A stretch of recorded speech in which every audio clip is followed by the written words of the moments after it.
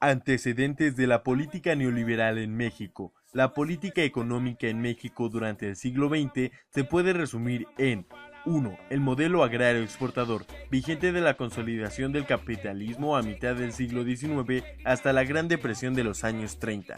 2. El modelo de sustitución de importaciones, que surgió del periodo de entreguerras, se consolidó durante la Segunda Guerra Mundial y entró en crisis en la década de los 70. 3. El modelo neoliberal de los años 80 a los primeros años del siglo XXI. Grosso modo, cada modelo económico se acompañó de una forma particular de Estado. El modelo agrario exportador se escoltó del Estado guardián, el sustitutivo de importaciones del Estado interventor, el modelo neoliberal del Estado mínimo o neoliberal. Todo apuntaba a que la modernización y el bienestar económico irían viento en popa, pero las cosas no fueron así.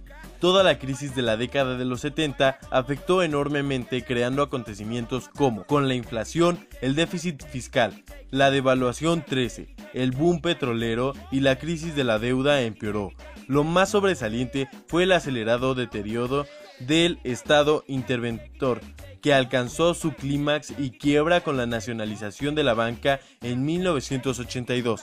Y así, con la nacionalización de la banca en septiembre de 1982, el Estado interventor alcanzó su clímax y al mismo tiempo su quiebra, en un contexto de total desprestigio por la corrupción, nepotismo, el patrimonialismo y por la paulatina crisis de legitimación gubernamental. El Estado neoliberal en México, 1982-2000. A partir de 1982 y durante 3 administraciones, se aplicó en México el proyecto neoliberal que se tradujo en el abandono del Estado interventor, así como de su responsabilidad social.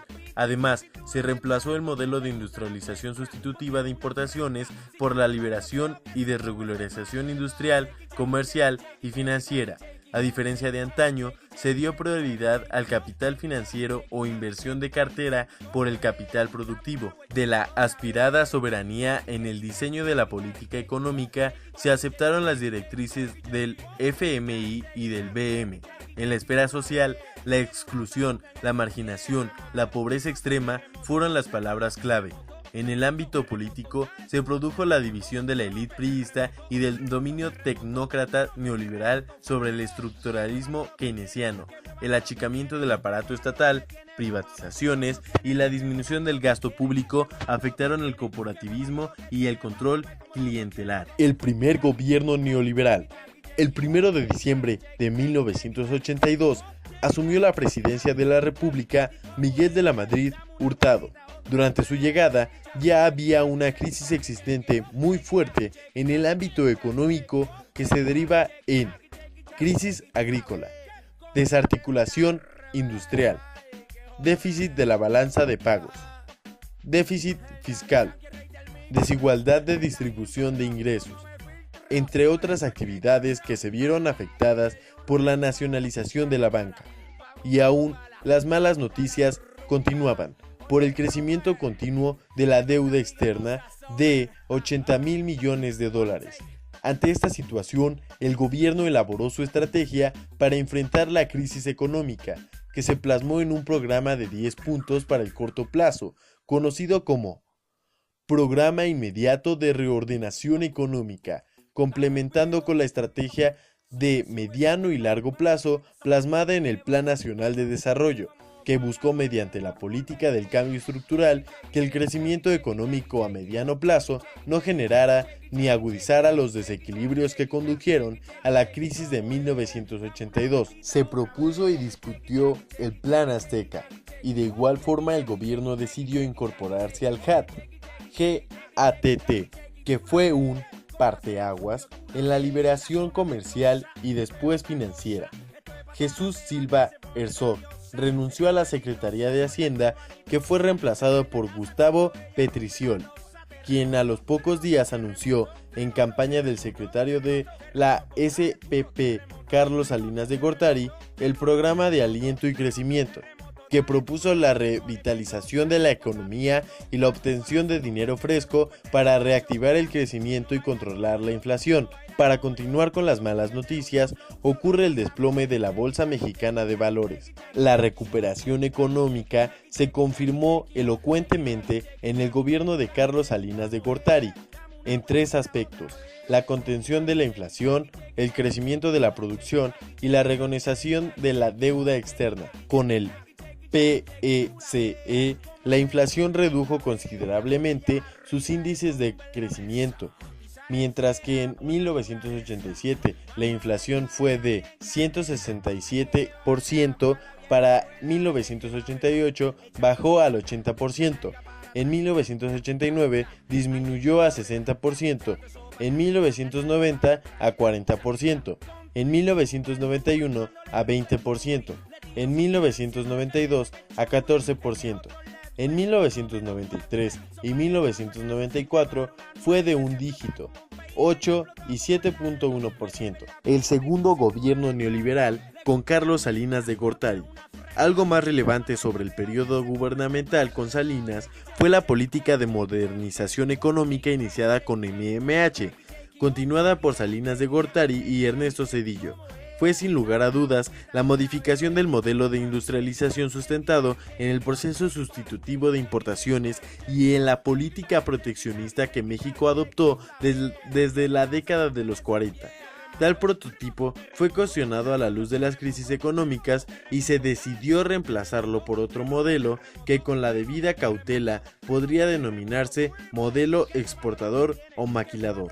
Así decretar en 1993 el Tratado de Libre Comercio aprovechó la ubicación de México y que en un lapso de tiempo muy corto continuaría Zedillo con Europa. En el gobierno de Carlos Salinas se consolidó la reforma del Estado con la venta de grandes empresas paraestatales, el saneamiento de las finanzas públicas, el control de la inflación, así como la modificación constitucional de los artículos 327 y 130.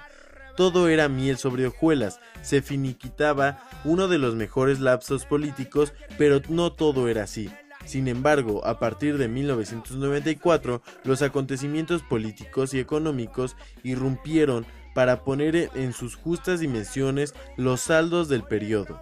La revuelta armada del Ejército Zapatista de Liberación Nacional, el asesinato de Luis Donaldo Colosio, la ejecución de Francisco Ruiz Massieu, fueron antecedentes políticos de la más profunda y grave crisis económica por la que ha atravesado el país. Me refiero a el error de diciembre de 1994, el tercer gobierno neoliberal, con Ernesto Zedillo Ponce de León. A partir de octubre de 1994 se produjo el derrumbe de las reservas internacionales, pero Salinas decidió postergar la devaluación del peso, lo que implicaba que el ajuste tendría un costo mayor. En este contexto, y ya con Ernesto Zedillo instalado en la presidencia de la República, se produjo el error de diciembre, cuando José Serra Puche, secretario de Hacienda, decidió cambiar la resolución del director del Banco de México, Miguel Mancera Aguayo, quien proponía la libre flotación, y estableció una ligera ampliación de la banda de flotación del 15%. Sin embargo, se hizo del conocimiento de los empresarios miembros del Comité de Seguimiento del Pacto la difícil situación de las reservas internacionales. Filtrada la información, hubo compras masivas y especulativas de dólares. La devaluación no fue provocada por la fuga de capitales, sino a la inversa. Entre el 20 y el 21 de diciembre, las reservas se redujeron en casi 5,000 millones de dólares, lo que forzó a decretar la libre flotación. La devaluación de diciembre suscitó pánico en los mercados cambiarios y financieros por el colapso de las reservas acumuladas de la deuda pública a corto plazo y por la incapacidad de Clinton de apoyar a México con 6,000 millones de dólares. El resultado en el ámbito internacional se conoció como el efecto tequila, que se concretó en una situación de emergencia financiera y en la caída de las bolsas de valores en América Latina. La primera crisis de globalización hizo acto de presencia. La consecuencia inmediata fue una feroz recesión en el mercado de valores que perdió 40% de su valor solo en el mes de enero de 1995. La tasa de interés subió a más del 60% y aumentaron el desempleo y el subempleo. Cientos de pequeñas empresas cerraron y el sector bancario en su totalidad fue técnicamente declarado en bancarrota, cuyo costo se calculaba ya superior a los 80,000 millones de dólares. Continuaron con las malas noticias y el deterioro de la economía mexicana con la aprobación de la FOBAPROA, hoy Instituto de Protección del Ahorro Bancario, en la Cámara de Diputados. En diciembre de 1998 se adeudó a la sociedad mexicana por un monto embarazoso que fluctúa entre los 65,000 y 100,000 millones de dólares.